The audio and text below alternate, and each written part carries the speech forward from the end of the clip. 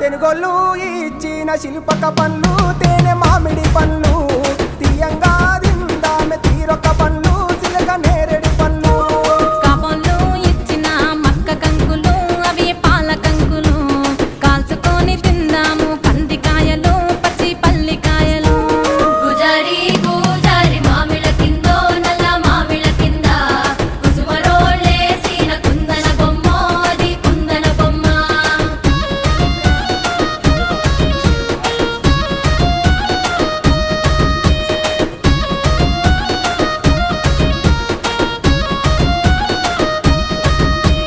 బెస్తోలు పెట్టిన పచ్చి చేపలు అవి వట్టి చేపలు